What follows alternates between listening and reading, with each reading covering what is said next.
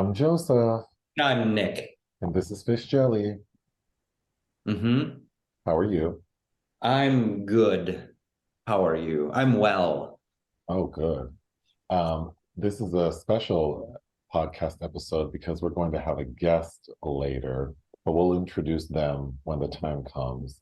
So this one will probably be a long one. It's a video so people can see the kitty right now. She's attacking you. hmm I wanted to say people comment on the episodes directly on Spotify. So I do see those comments. So thank you. I love comments. People are always very sweet. Well, at least for Spotify. And then there were some comments about, so apparently there are people who only listen to the podcast. They haven't seen the videos.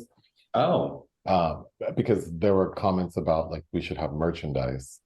So we do have merchandise. There's a link in the description of this episode that will take you to the shop.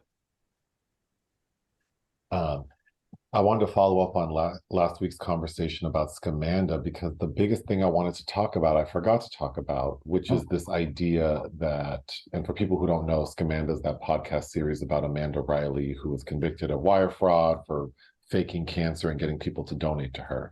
But one of the things many of the let's call them victims had to say is that they felt like they couldn't ask her to prove if she had cancer. And time again, I would think like, yes, you can ask. Like, I I'm curious what you think, but well, yeah, of course. That's what has allowed con artists to flourish since the days of old. Is we feel like we have to take certain people at least on face value and not question them. And to me, that's a very like white European thing. I absolutely think that if you want something from me, if you want to bar, like if you're telling me you need $500 because you have a like a crack in your radiator, and if I feel moved to help you, and I am questioning if this is true, then I feel like I do have every right to say, like, okay, well, I'll meet you at the mechanic and I'll pay the mechanic, period. Oh, you need money for your security deposit for your new department? Okay, or apartment. I'll go down to the property management office and I'll give the deposit. I think I have every right to ask, like, oh, you want 1,300 for your medication? Okay, well, let's go down to the pharmacy and I'll throw my card at it. Like, I don't think it's unreasonable to want proof of because everyone has a I'm very cynical and skeptical of most people, so I don't ever have an issue wanting proof. I also very rarely do anything. Like people tell you their sob stories and it's like, okay, I'm not gonna pay your car payment, but okay. But that's all I wanted to say is I do think people have a right to feel comfortable in what they're doing. And that goes, I mean, I've said this many times before, but it just extends across every topic. Like, you know, in the 90s, being like a sexually active adult, and it was very common for people to be very concerned about HIV, right? So then it would be like, well, you need to show me your most True. recent, yeah, proof that you're HIV negative. We're talking the 90s when there wasn't the same awareness and before PrEP and all that. I think And it's then still fair to do that now, though, with other S. Just because there's prep. Like, do you have anything else? no, I agree. But I You know, think it transitioned, right? Because then in the 2000s, when we were more aware of HIV and less sort of like unreasonably afraid, then people would be more like, well, show me that you were tested for other things. And then with PrEP, it just became a free-for-all where it's almost like if you ask someone about their sexual health, they're offended. And my thought is, as the individual, you have every right to do whatever you need to do to feel comfortable. You can ask whatever questions, ask for whatever you need to feel comfortable, then you should be allowed that. That doesn't well, mean I have to provide it to you, but you should be allowed to ask well, especially when it comes to something like sex, though, is don't you want the other people to be comfortable, or concerned. concerned? Like, I don't. But part of I know the thrill for some people is like anonymous shit. So, that obviously doesn't factor into, but then we're getting again to a time where strains are going to mutate of things and become resistant to antibiotics. We already have super gonorrhea. Like something else is going to happen based on the practices that at least I know firsthand of that people get up to on a regular basis. Yeah. Well, hard transition, since people like hearing us talk about restaurants. So last week we went to the premiere of the movie The Passenger, which was being held at a video store. Directed by Carter Smith, not Antonioni. Yeah. The video store is called Vidiots. Yeah. It's in Eagle Rock, but they have their new Eagle Rock location. I think they still have the flagship in Santa Monica. Oh, well, the Eagle Rock location is very nice. Is the Santa Monica location bigger? I've never been. I was always, when I was, I don't really rent physical movies anymore, but Cinephile is still around, and I would go to Cinephile rather than Vidiots. Well, the Eagle Rock location is pretty nice. They have like full concessions, a bar, like a almost 300-seat theater, I believe, and then a full like video rental section. But we arrived early so we could have dinner beforehand, and we went to a restaurant called Senior Fish, which is on Eagle Rock Boulevard. That's a chain, I think. Is it? I believe it is. What did you think about Senior Fish? I thought the service was terrible, and Joe, I had to stop you from leaving, but it's not. We didn't have we were next in line. I'm like, can you just give it a minute? To be fair to this poor child working that had no personality or people skills, they were making him do the job of at least three people. So I'm also wanting to take into consideration as you observe your surroundings, like what's going on. I can make certain concessions for that. Kid was doing a lot. What day of the week was it? That was a Monday. It was a Monday, and it was around 5 o'clock, I believe. And they had that situation where there's like a walk-up counter, and you order, you're given a number, you find your own seat, and the food is brought to you. But the person taking the orders was also preparing plates and delivering food.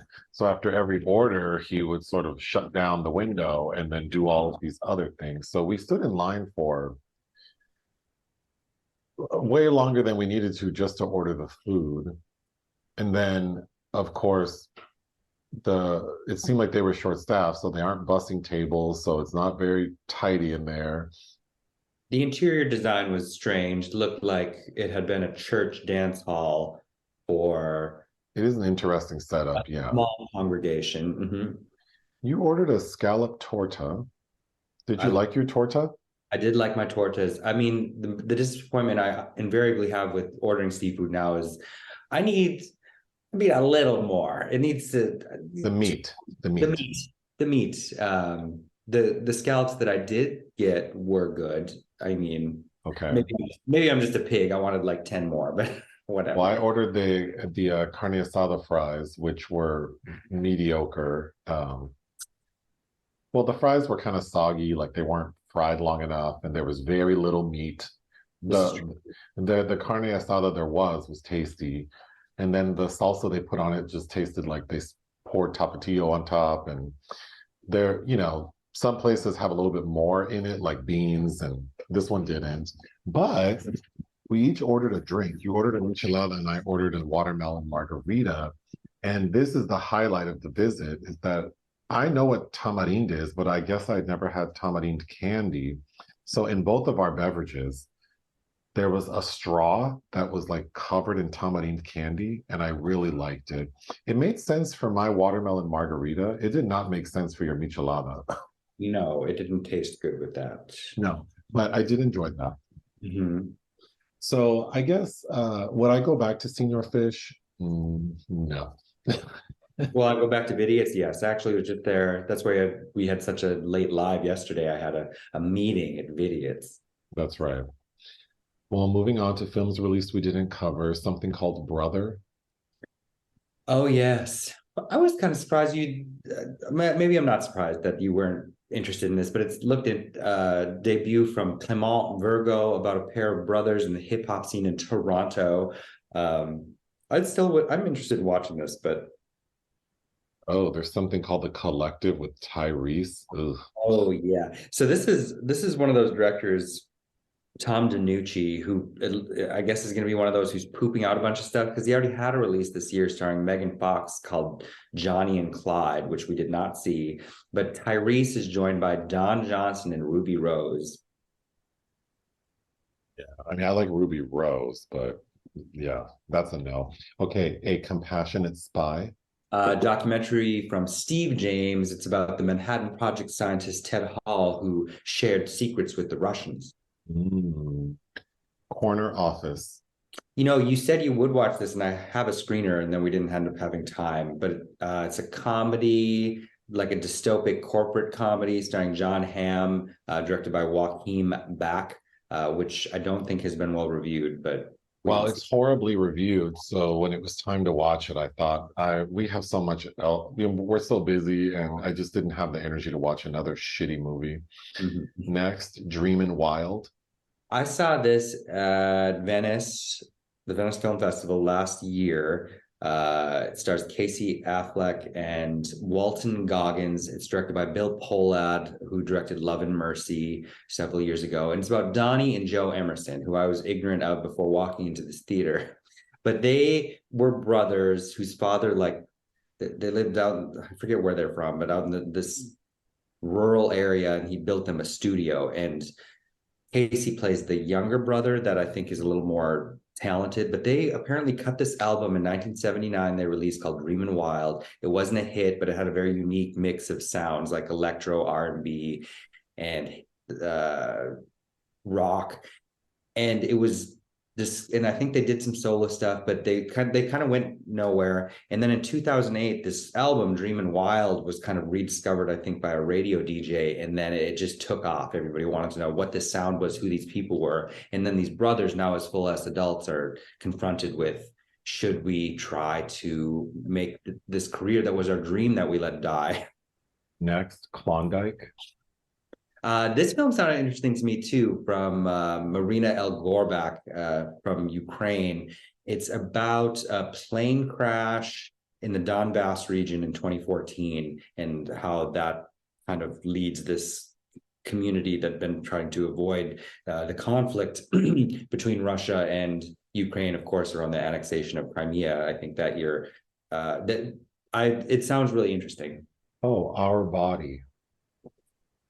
Um, this was in my top 10 favorite from Berlin of this year. It's Claire Simon, filmmaker, documentarian, and it's about 3 hours, but she's showcasing all of these women, both cis and trans, and all of the various kind of medical issues women face through this one particular hospital that I thought was just very moving and kind of impassioned and very compelling. I mean, the 3 hours goes by like that, but and also the director herself developed breast cancer while she was making this documentary, so she ends up inserting herself in the film as she goes through chemotherapy. Yeah, I highly recommend that. Shortcomings. Randall Park, I believe it's his directorial debut. He's an actor you've seen in, God, all kinds of stuff. For whatever reason, I always think of him playing the North Korean president in The Interview, that Seth Rogen and James Franco movie. But you've seen him in all kinds of stuff, but he directed a movie. Lastly, What Comes Around. I still might watch this. Robert Redford's daughter, Amy, directed a movie. I'm forgetting who's in it. Summer Phoenix, I think. It's a thriller about domestic violence or a toxic couple, something like that. But I might still watch this.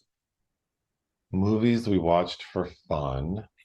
Well, this was not fun, but we watched the Max series Last Call when a serial killer stalked queer New York. We talked a little bit about it last week or on a live, I think. Mhm. What did you want to say about this? I thought it was interesting and also troubling and sad. The you know. saddest thing to me is that it's really nothing new. I mean, this serial killer whose name I don't want to say because I can't remember, but he I don't know, it's just the same thing about like the law enforcement not being comfortable interacting with a certain demographic, whether it be queer people, trans people. You know, there's that one serial killer who was attacking Black female sex workers, and it just all went unchecked because, you know, there's no care or concern for these particular communities. So that's what this series is about. And good police work was not done, uh, which I always find funny that they have all these. It's kind of a gag because the law enforcement agents, even in Last Call, we see one of or two of them question, like, why do you keep asking me about the gay stuff? And it's like, what? This is what this entire case is about. But they seem so oblivious to like how ultimately the documentary is going to show how poorly it was handled. But they're all talking about it like we did great police work. But that's because they're just thinking about their own little stupid portion. But when you look at the big picture, it's like the ball was dropped so many times. You people clearly weren't interested or cared for this community. Clearly. But you know, we do see that at one point. So for people who don't know, there was a man who was targeting gay men in like the New York, New Jersey area. Ultimately, he was convicted of killing two, but there is a retired like lesbian, I believe, detective who was put on some task force to help find the killer, but ultimately that didn't pan out, and he just happened to be caught because of some fingerprints that were sent years later after technology had improved, and one of the detectives sort of still had this case on his mind. So, you know, it's just frustrating to watch, and we do hear from the families of some of the victims, in particular a woman who didn't know her dad was gay or bisexual when she was a kid, and she found out after her dad was murdered. I thought I got emotional listening to her and her talking about um,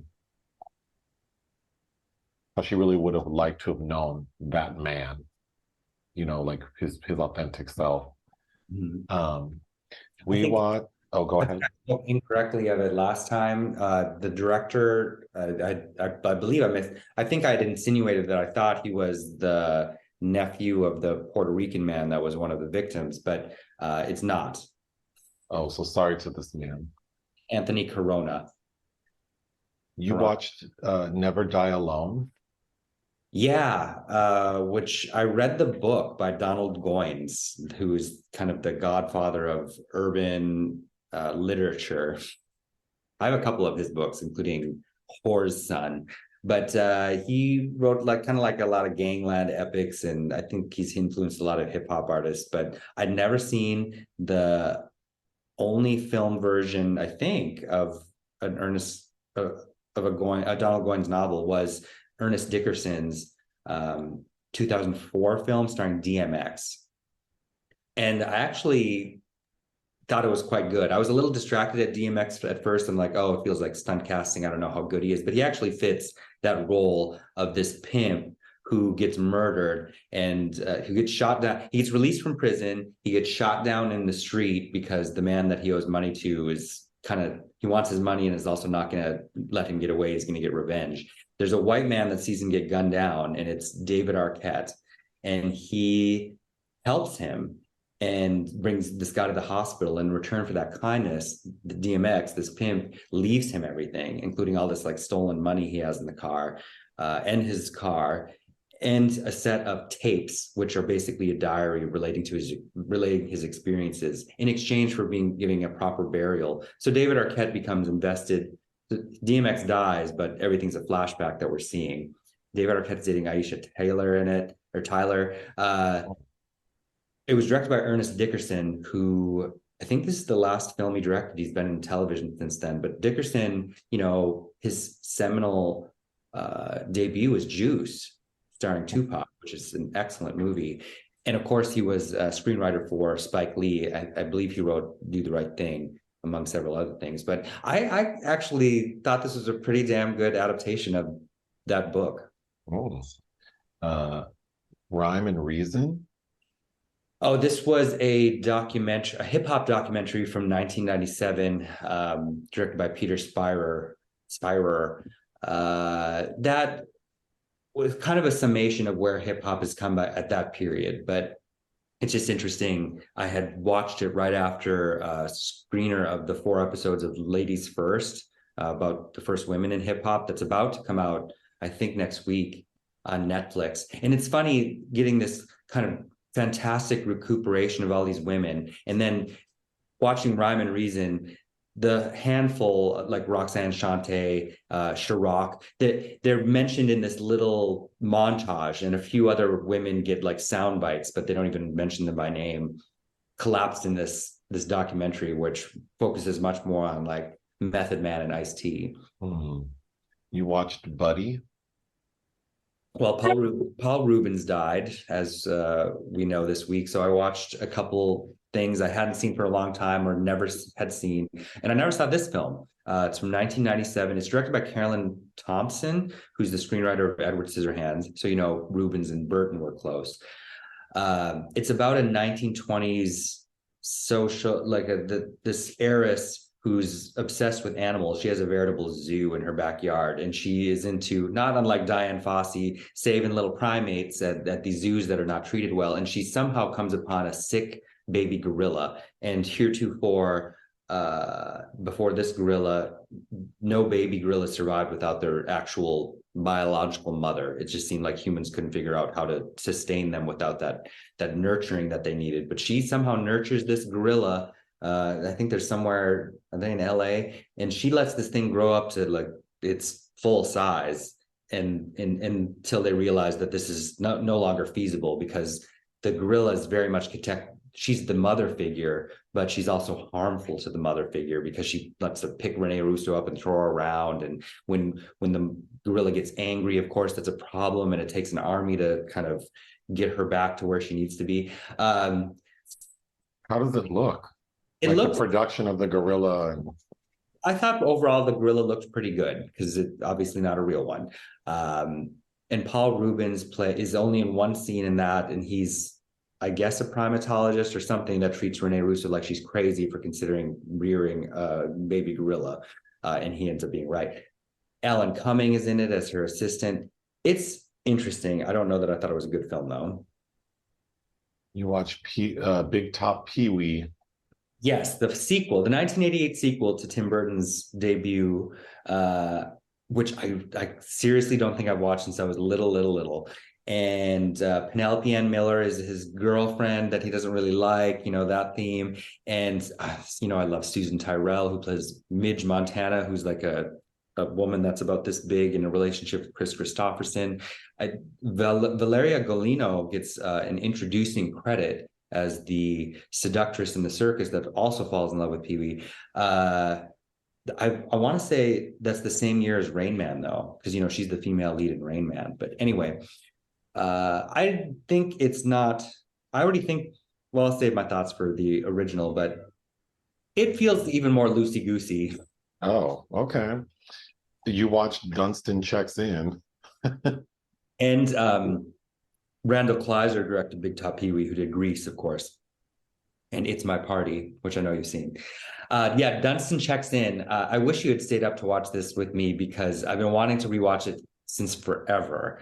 And Ken Kwapis directed it, who also did Sisterhood of the Traveling Pants, which I don't like, and Vibes, a really interesting Cyndi Lauper, Jeff Goldblum film from the late 80s. That's where he's not an alien, but he has kinetic abilities, telekinetic. Anyway, where was I going? Oh, Dunstan Checks In. Jason Alexander is a single dad who runs this magnificent hotel in New York, and Faye Dunaway's his boss. And they're about to possibly get a 6-star rating. And so they know that somebody undercover there is observing them. So Faye Dunaway makes him put off his vacation that he's been trying to take with these little kids that are kind of badasses around the hotel. While that's all going on, Rupert Everett, who gives a really good smarmy performance as the villain, shows up with Dunstan, an orangutan in a suit, Oh, and he uses Dunstan to infiltrate people's rooms and steal their shit. So he's a con artist. And the orangutan, who he kind of abuses, ends up befriending the younger boy, and shenanigans ensue. There's some dumb montages for sure, like the orangutan wandering around and people mistaking him for a masseuse and things oh like that. God. There are parts that just don't make any damn sense. But I don't think Faye Dunaway ever had a sense of humor, but this is the closest we're gonna get to it. Uh, Basket Case 2. I'm a fan of Frank Henenlotter, as are you. I know you love Brain Damage, even though you always say you don't remember it, probably because you have brain damage. And Damn. and Frankenhooker, which I think we did a podcast on, and anyway, the first Basket Case, which I think is great. And I'd never seen 2 or 3, so I put on 2 the other night, and I don't think it's very good, Oh, but it's entertaining because it picks up exactly where the first one ended, where we think this brother and his disembodied head twin are dead, but it turns out they're not. And there's this woman that's a doctor that collects, for lack of a better word, freaks that she brings back to her home and puts in the attic to have like a weird little kind of Addams Family thing going on. She goes to collect him, but it seems oh, like yes, yes, I remember. it seems like everybody that's there just has like some kind of weird head syndrome. Yeah. Um, but some very elaborate looking and impressive set pieces, to be sure. I think if you're a fan, and now I need to see Basket Case 3 because I never have. You watched Fern Gully, The Last Rainforest. I must be. I don't know if it was Paul Rubens or maybe this has been rumbling in the deep here, but I guess I've been curious about revisiting moments or films from my childhood, and I don't know if that's to reawaken the traumatic memories I also remember from around these periods. But yeah, Fern Gully, The Last Rainforest, I haven't seen since I was a kid. Bill Croyer directed it. It has a fantastic Tim Curry as Hexus, which I was kind of knowing about who Tim Curry was later. I totally forgot Grace Zabriskie does the point of the old grandma fairy. And Christian Slater is Pip. I had a good time, but it's only like 70 some odd minutes, and it clips on real quick through that narrative. Hmm. In my mind as a child, I think this was like, oh, this epic eco friendly movie, and it's very brief. The Human Surge. Because Locarno is going on right now, and I'm supposed to be covering some of those things, but The Human Surge 3 by Eduardo Williams is part of the competition, I believe. And I'd never seen his debut, 2016, The Human Surge, but there are only 2. I'm not quite sure yet why the new one is called 3, except for maybe the structure of the original is focusing on 3 different teenagers from around the world. I think Buenos Aires, Mozambique, and somewhere in the Philippines. And it's kind of just the documentary. We're watching these people live their lives and drifting, and then weird, odd things come up, like the Argentinian kids. And that's how they're connected, is through online. But they're basically doing sex acts for money online, this group of boys. And that's how they see this other boy that we then later focus on. It's very slow. A slow film at 1 hour and 40 minutes, I think, feels longer than it is, but I think it's worth a watch. Or no, there are more. Hollywood Ending. Yes, because I'm about to see a new Woody Allen movie at the Venice Film Festival, and I've only seen this once. I remember renting it on VHS in 2002. You'd think with the plot that it should be at the height of something like Bullets Over Broadway, and it just isn't. It just feels pretty lazy for the most part, but there are some funny bits. I wish Woody had learned earlier that if you are going to be the center focus and you are going to have these relationships with all these women, could at least one of them be about your age? At least one. Like, because Taylor, it's about a director who's kind of hasn't had a hit in 10 years, and his ex-wife, Taylor Leone, who's now with this billionaire producer played by Treat Williams. gets this script and she's like, oh, you know who would be good at this is my ex. It's a New York story, blah, blah, blah. They hire him and he goes blind as production starts. Like he has hysterical blindness. And so he can't afford to not do the film. So he has to go through all these shenanigans to get the movie made. Tiffany Amber Thiessen is in it, who plays a starlet that claims to be in love with him. I'm forgetting who else that there's another young person that anyway, it was just okay. But it's weird though, it actually ends up being kind of prescient in his filmography because the movie comes out and it's not a hit, but he gets an invite from France. The French love him. And he's like, oh, thank God for inventing the French, which is kind of what's happened. Fool's Fire. After we watched, what did we watch? Return to Oz. That jolted another memory of this Julie Taymor. It's about an hour-long production she did of an Edgar Allan Poe short story called Hop Frog, about this man that suffers from dwarfism. I referenced it in the live yesterday, but I was trying to figure out how I saw this because I remember it terrified me as a child, and it's because it aired on PBS.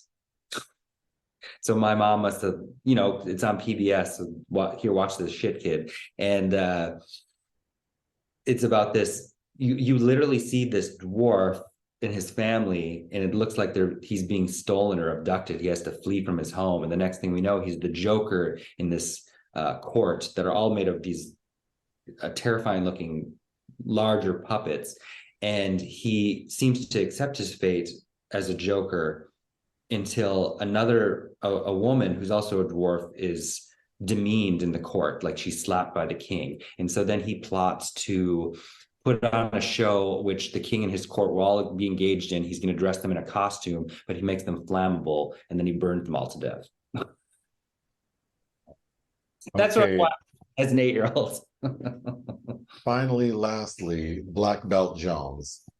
Oh, yeah. So Jim Kelly, who is very dreamy, who I just watched 3 the Hard Way, and I really liked. I'd never seen probably his bigger film as a star is Black Belt Jones, where he's playing the same character that he played in Enter the Dragon, the Bruce Lee film, directed by Robert Klaus. So Klaus returns to direct Jim Kelly in this film. And it's one of those complicated blaxploitation kung fu narrative plot lines where, I love Scatman Crothers, who everybody probably knows from The Shining, and that's it. But he had a very healthy career in blaxploitation films as well. He's in Friday Foster. Anyway, he plays this guy that owns I'm already forgetting the name, called the Blackbird. He owns this gym. And it's part of this area that the mob owns everything else, and they want to get rid of that gym so they can develop the land and make some multi-million-dollar blah, blah, blah.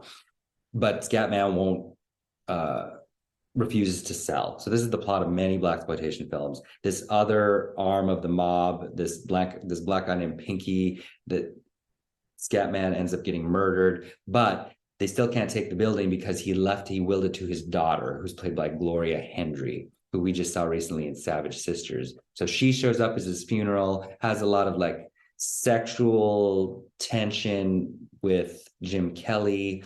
You saw the scene in the preview where he tells her you just sit here and wait for me. Why don't you go do those dishes? And she takes a gun and shoots the dishes, and she goes, they're done.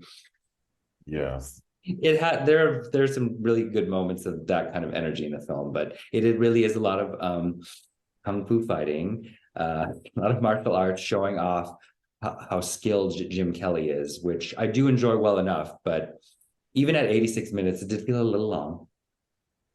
Unfortunately, there are entries in the obituary section. First is Mark Margolis. Did you recognize him? No. Really? You don't recognize his picture? No. You don't remember Ace Ventura? I don't remember him. Oh, he's the one that in the beginning of the film where he's like, yes, Satan. He's got that gravelly voice. No. Oh, well, he's a notable character actor that's been around for a very long time. I mean, it doesn't help that neither of us watched Breaking Bad, but that was was a bigger venture for him, but he kept it going till the end. He was in a lot of stuff. Okay. Well, yeah, he died at the age of 33. Oh, that's who I wanted. Aronofsky used him a lot. He's in his debut Pi. He's in Requiem for a Dream. He's in Black Swan. Um, yeah, he will be missed. And then, of course, Paul Rubens died. Most people know him as being Pee Wee Herman. Mhm. So we are going to transition to something we recorded a little earlier today with our friend Jack Ferver. They are a writer, choreographer, performer, and teacher. Jack wanted to join the live we did for Return to Oz, and I couldn't figure out how to make that happen. So we invited them on to talk about Paul Rubens as well as Return to Oz. But as you'll hear, the conversation goes in many directions, which I find fun. So uh, please enjoy that. And after, we will talk about our secret film. So let's take a break. Okay. Hello, Jack. Hello, Joseph. Hello, Nicholas. Hello. So we're so excited to have you on because we want to talk about a couple of things. Of course, we know Paul Rubens passed away on July 30th, which was last Monday. And then we had a live review of Return to Oz yesterday. And I know you have thoughts on that. So we just want to have one big happy conversation about the two. Well, first, let me say that I adore you both. I really wish I was there in person. Yes. I'm absolutely, while it is post noon here on the East Coast, I'm still serving bedhead, and I rushed out to get an iced coffee and ran back. But I'm really pretending that we all just woke up together and are having some tea. It looks like Nicholas is having. Joseph, are you a coffee drinker? I am, but I had my coffee already. We're out of coffee. That's why I've resorted to tea. I'm so sorry. So Joseph got the last cup. Well, no, I went out and got coffee. and, Well, and and didn't bring one back. Look, I'll say, look, we don't need to do that. no. We don't need to. As someone who was on a very long podcast, I will I'll not be an instigator, but thank you for having me on about someone who changed my life, and I feel really changed a lot of queer kids' lives. I think especially when I think about, I'm still, I still this week have had just moments of crying about the death of Paul in a way that is, I think, so specific to also that time as a child of feeling. So I grew up in a rural setting in Wisconsin, and there was certainly I think my first queer content, if one could even call, well, it is. I mean, Dynasty had its first openly gay character in Steven, but I mean, I always related to Alexis. And my mother would wake me up to watch that with her. So I think having this show come out, that was such and the movie come out, that was such a shock to kids like myself who I certainly didn't see anything that I felt was reflective of the wildness that I felt or the otherness that I felt as a queer kid, because all of my identification would be with like Barbie, which tragically we have no rep in that current film. I mean, Hari Nef is in it, thankfully, but in terms of like when I think of the little queer assigned male at birth boys who played with Barbie, that there were so many of us. Or I think of Trixie Mattel, who's talked about that and the influence of that in her life, his life. And for me, it was really She-Ra and I think I identified more with Gem and the Holograms than I did with Barbie. Just there was more drama. I really loved Misfits. And there was synergy. But in terms of there being this male who presence who behaved really wildly and who had a lot um of the pool guy on the show. Remember the hot pool guy in Yes. the high shorts? And that whole thing was so wild. The Christmas special with Katie Lang. Mhm. I remember, I think that was one of my first sexual confusions was watching Katie Lang and feeling very attracted to Katie Lang and confused. And enjoying that. Well, um, so to be clear, Pee-wee's Playhouse ran from 1986 to 1990. Our secret film today is Pee-wee's Big Adventure, which was 1985. Um, Right. we, Tim I Burton. know, Jack, you and I watched Pee-wee's Playhouse in real time. Nick, did you watch Pee-wee's Playhouse as reruns or?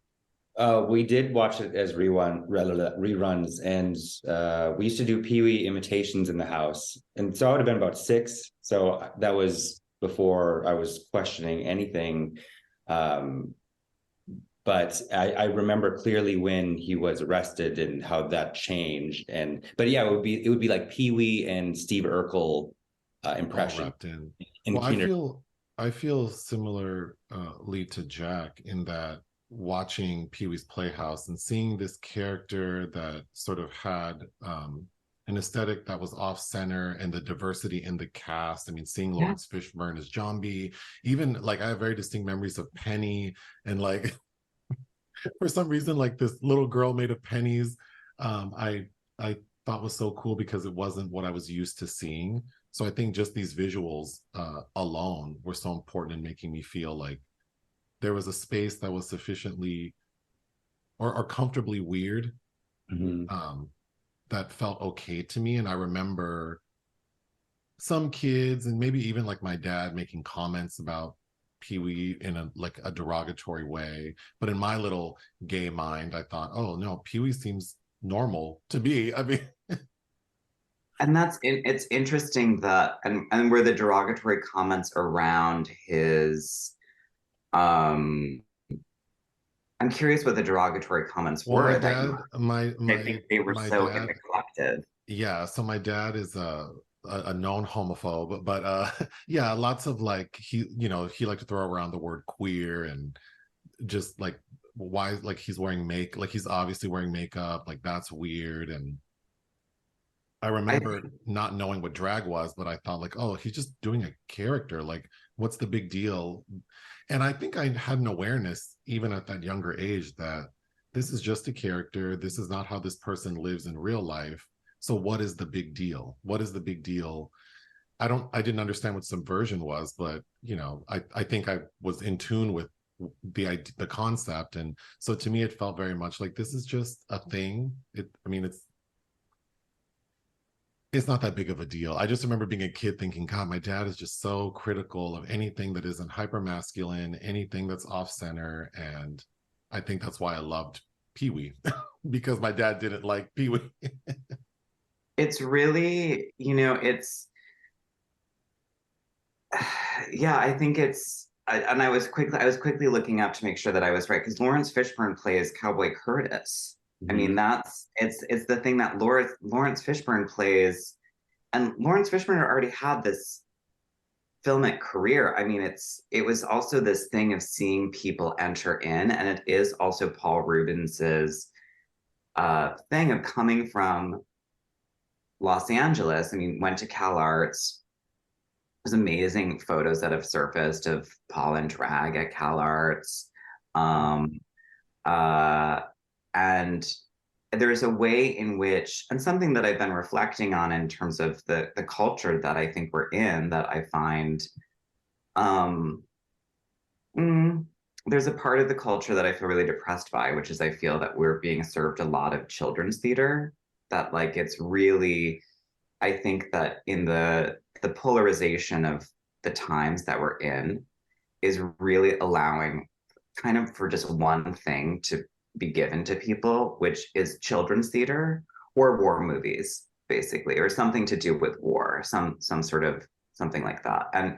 Um and Pee-wee's Playhouse, Pee-wee's Big Adventure, Big Top Pee-wee, Pee-wee's Holiday, which comes out. Which I can't remember if Pee-wee's Big Holiday comes out, I think, shortly after the election. 2016.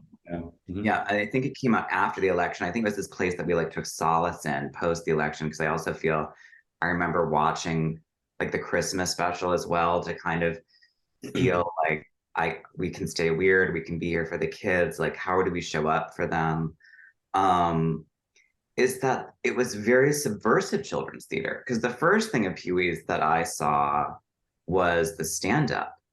Pee-wee did this stand-up where like, which was very for adults, and then it would get helped along by the network and Tim Burton into really by Tim Burton and then into the network into being a show that could be for kids, but maintained a lot of subversive content. But in that stand-up, there's a whole thing that has audience participation where he has this marionette that's a hypnotist, and you think that this woman from the audience is just from the audience because she's an incredible actress, but it's also because he was working with the Groundlings, this great improv group out there, and she comes up and she takes off her dress down to a slip. He gets her to take off her dress, and it's really and I remember seeing it as a kid. I mean, I was also growing up watching Dynasty and The Grifters, and I mean, a lot of things as a kid. I had clearly a mother that helped me with my sense of humor and making work that's about rearranging reality, as I said at her memorial. So I think that what Paul gave kids in terms of a sense of wildness and play and subversion, as well as tapping into our id and a sense that we are smarter than we see. It's funny how I remember stopping liking Pee-wee's Playhouse. Like I remember being this like real cutoff for me. Really? Which I think was really sort of, yeah, I think was more sort of like my entrance into middle school when my bullying became heightened, and me fully latching on to another great Tim Burton creation, which is Michelle Pfeiffer's Catwoman, and really defining my entire existence through that role. Like just being like, I'm no, like the shit. We should have had you on the Batman Live, or the Batman Returns Live. Yeah. I mean, I will, and we'll talk about it in a moment, because I have you talked about a film yesterday that I've used, and I've also, my last big show in New York ended with me as in this kind of role as me as her in Batman Returns. But because to me that is another great queer icon, which is the shift of bullied nerd into sexual revenge, hostile takedown, including yourself.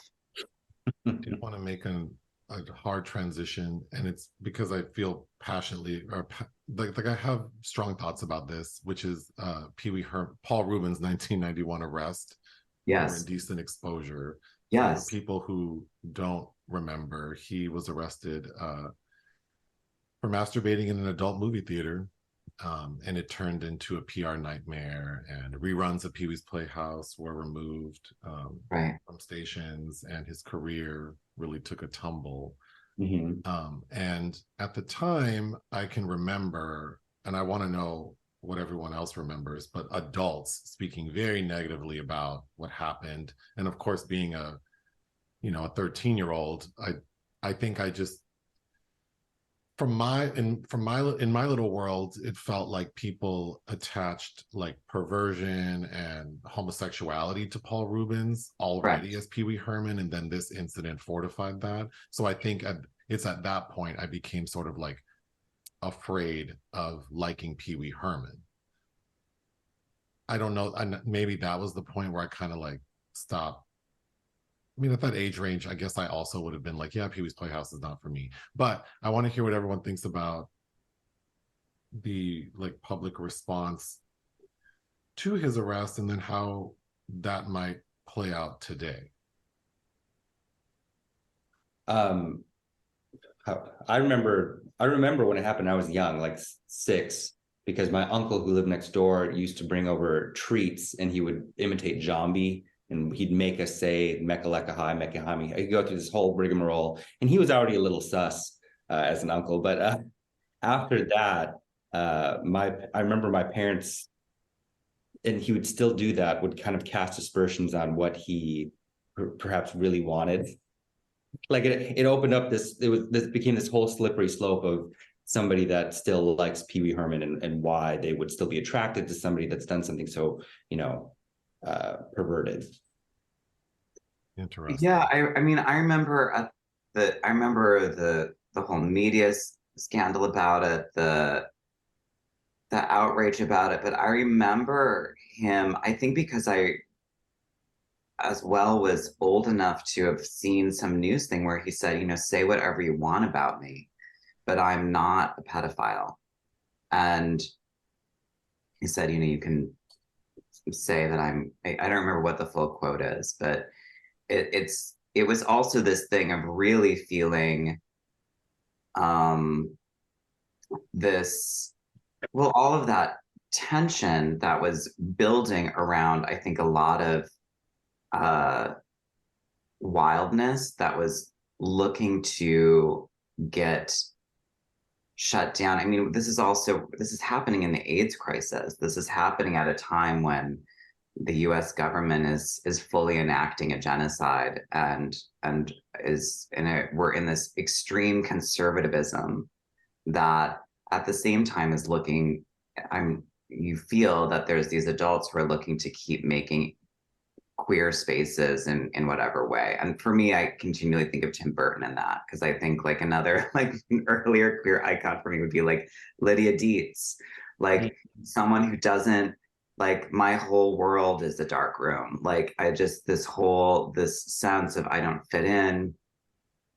And so I remember it happening, and I remember thinking, even at that age, because I think I said, well, who was in the movie theater?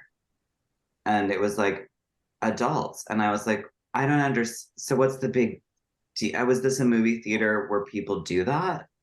I mean, because I already was so questioning of everyone's motives, because I grew up with people who were very violent and nothing happened to them. So it made me very suspect of, and it's an interesting thing, I think, to even think about in our current, in what we still live in, which is kids can walk in to see a Saw movie, but if there's nudity, that's a whole other thing. I think of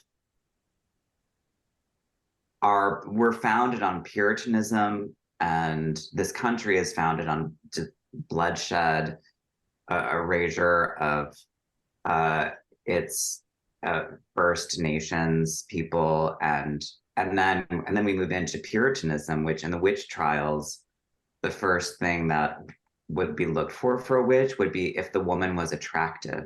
So the whole fear of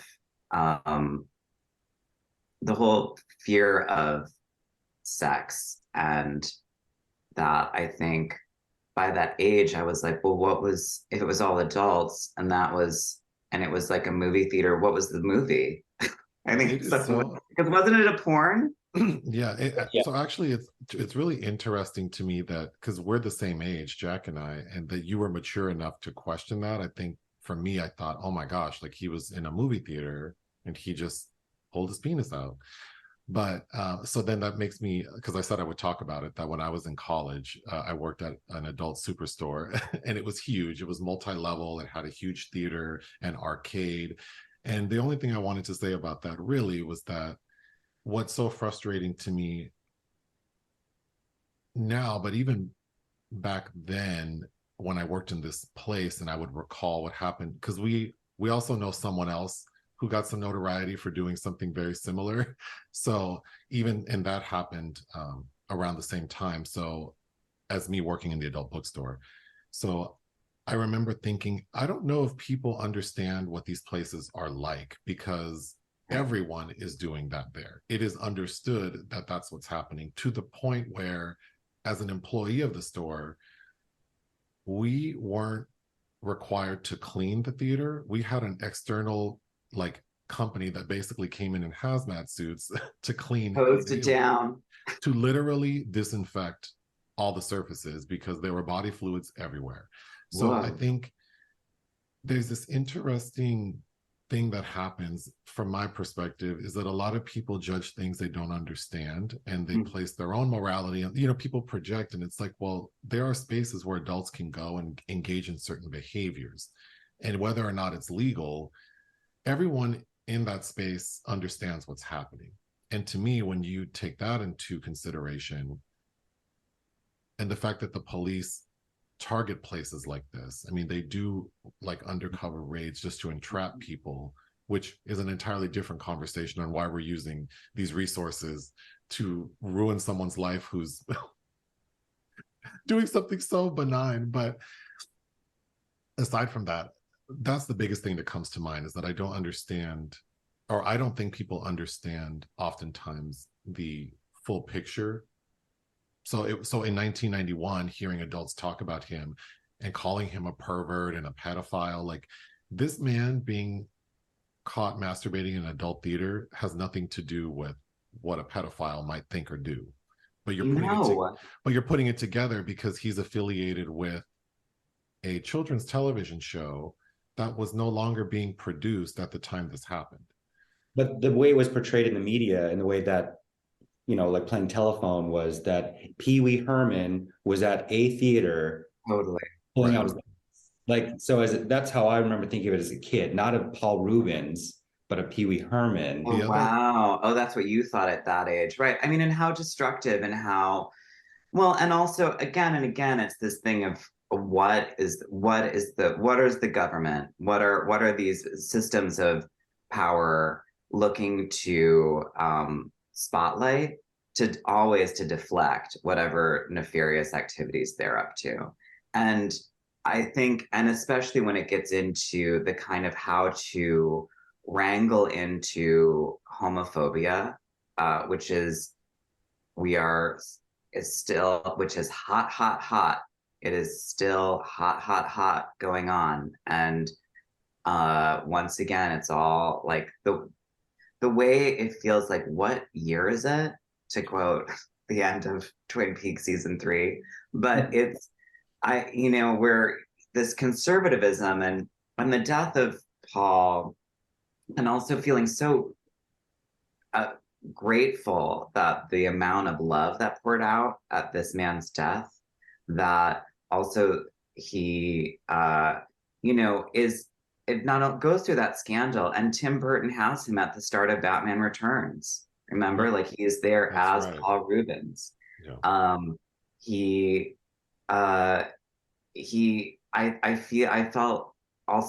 feel glad that he was also taken care of and protected. And I'm so relieved that those TV shows are on, that I can rewatch those movies, that it's now watching them as an adult has a whole different context to me. It has so much play. And when I think of just the dreck and mediocre, mindless, ill thought out children's theater that is being presented now, it goes to show that, like, there's a certain way to keep people asleep, to keep them in line.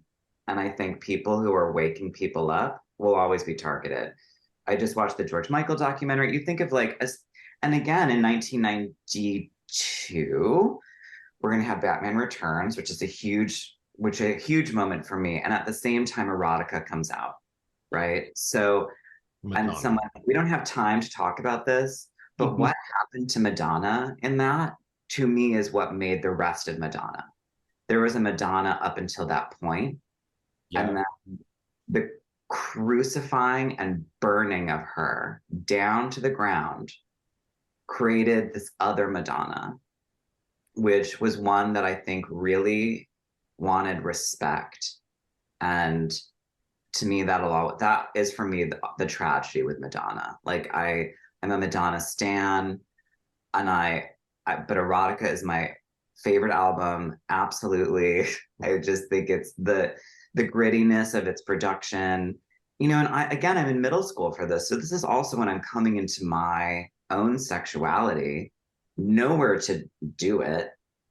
And watching someone like Madonna fearlessly put that out, and on the heels of the Paul Rubens thing, scandal, and at the same time, while also not paying attention to real monsters. I mean, you think of the police handing a boy back to Jeffrey Dahmer. That's what happened in Milwaukee. They handed him back. Yeah. So the tragedy of it all is so huge that I think the crying that I've had this week about Paul and about Pee-wee is such a deep gratitude for him giving any space and such needed space to the weirdos and queerdos. I have never thought about how much of my own performance art is built from getting to play and scream and be really loud. He was so loud and had this kind of insouciant quality to him that was so naughty and a pleasure. It was like getting to watch, you know, fucking John Waters as a kid. You know, I felt like I got to get like mini John Waters before I got John Waters. I feel like I could talk up to you about so many things. Erotica is also my favorite Madonna album, but I'm curious. We were going to talk about this, just Nick and I together, but since you're here, just an aside, do you think Pee-wee, did you read Pee-wee's character as being gay? I didn't. I mean, I think the thing that was and what was so uncomfortable for me in my own bullying was I felt such a deep need, and I think this was my disconnection from Pee-wee, was I felt a need really to be asexual. Like I felt a need to be viewed as being attracted to no one and nothing, because it seemed so terrifying in terms of what could happen to you. And also, if you were queer, and in terms of heterosexuality, what I saw was a lot of abuse, was boys being incredibly like just physical with girls in ways that I thought was scary. And those girls were my friends. You know, I grew up in like a poorer version of Twin Peaks, and it's like this sort of horror of the bullying and all of that. I was just like, I need to be removed from this whole human container, which is a tragedy, because it's actually saying, no, what I need to be removed from is Puritanism, and it's like violence and clear predation on children. Actually, when we think about these large untaxed religious institutions that are targeting and sexually harming children. Anyhow, I could go on and on and on this rant. I could too. Well, but so I identified with Pee-wee as very sort of asexual in the show, and in a way that I think was sort of, if anything, like curious and exploratory, who had, so, you know, the most, for me, obviously the pool guy gave me feels. Yeah. And but so did Katie Lang. So I think that it was the projective surface, while being a huge personality, Pee-wee allowed for me to have a lot of projections onto the characters that came in, like Miss Yvonne, a very heightened 50s sort of character, and obviously Grace Jones. It's really and unabashedly, and at that point, to have her on the Christmas special when Grace Jones had been on TV as the most wildly sort of publicly sexual woman in many ways. And God, I love her. Anyhow. I just Well, sent you. Do you view him as gay? well, you made me think of so many things. First off, you talking about during, those sort of like adolescent teenage years, almost like assuming a role of being asexual as a form of protection made me think that that's what I was doing. I wouldn't have been able to articulate that, but how I would articulate it is that I didn't want to draw any attention to myself in any Right, way. right. And then you talking about George Michael, watching the Wham documentary, I got the sense that he said something that George Michael said something that really spoke to me when, because of course people accused him of like, not saying he's gay, like pretending that he was straight. And he said, I really didn't think about myself in that way. And I thought, oh my gosh, I also, like, that does make sense that I didn't want anyone to find me appealing in any way. So then, because I didn't want attention. So then why would I announce to people, like make declarations about my sexuality or my gender? Like I'm trying to protect myself and stay small. So yeah, so many things come up hearing you talk, but then thinking about Paul Rubens as Pee Wee Herman, it's just like that character just feels so brave that So brave. like to get out there in these like small ass suits and all this And these foundation. tiny suits in Yeah. this, and it's interesting because now as an adult, I I I think he's so hot. Like I that Dave the David LaChapelle photo that he did with Paul Rubens post the whole thing, which is Paul holding the paper. I think it's like the Post or something, and he's standing in like leather boots and a leather coat, maybe shirtless, surrounded by posters of Pee Wee in like this room with a chair that's tipped over that's blue. So it gives reference to Cherry and a Pee Wee doll on the floor, which I owned. I owned that Pee Wee doll that you could pull the string on and it would say lines. And Oh, you know what? I just pulled it up. That is an interesting photo. it is really this thing of like, and when you think about cancel culture and all of this, and then go through thinking about Paul, and then I'm gonna just say it again, Madonna, and people who I remember watching Madonna's, I think it was 2020, when they're like really trying to just drag her through hell, and she is just saying no. And excuse me, AIDS, AIDS, AIDS. How dare you?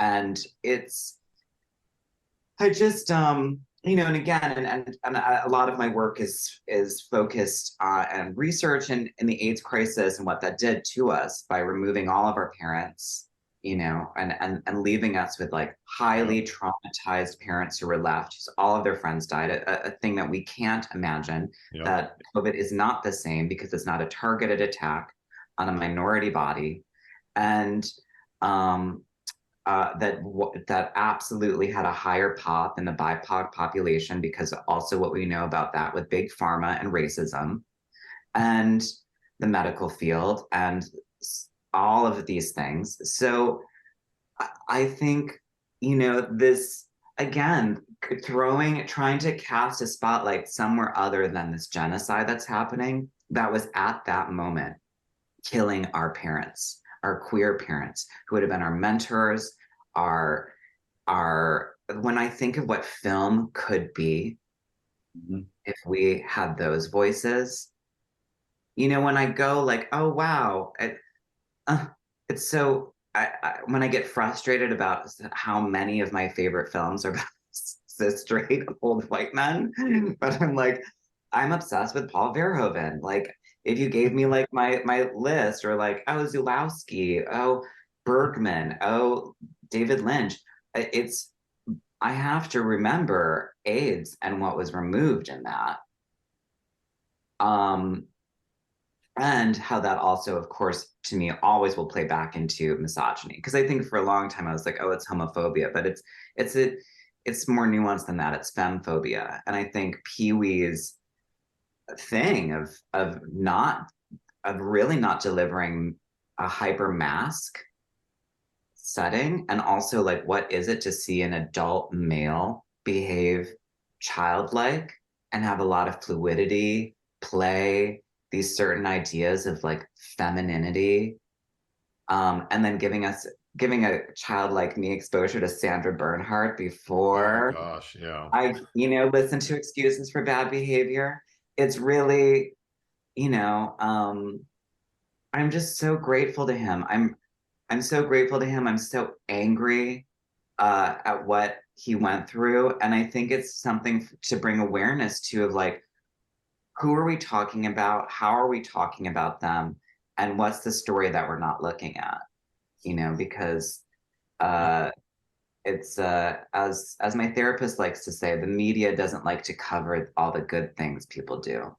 That's true. I think And that I think that's the perfect way to end this portion of Paul Rubens. Oh, well, I wanted to say that Oh, what was attracted to me about oh, Paul, sorry. Go ahead. let Nicholas come through. I want to Yes, hear yes. Nicholas. but is watching somebody that, arguably is asexual, but also is confident enough to be himself, and that is what making him so attractive to all these other people. Yes. As Pee-wee's Big Adventure, it's like all these people are falling all over him, mostly women. But I remember my dad kind of questioning like why that would be. It's like because he's himself, he's confident, he makes people feel good about themselves. Yeah. Like the Diane Salinger moment as the waitress in the Big Adventure film, who he would be Penguin's dad, she's the mom in Batman Returns. She's the mom in Batman's Return, and she, I think, has a reprise in Big Holiday as the woman on the flying car. Yes, yeah.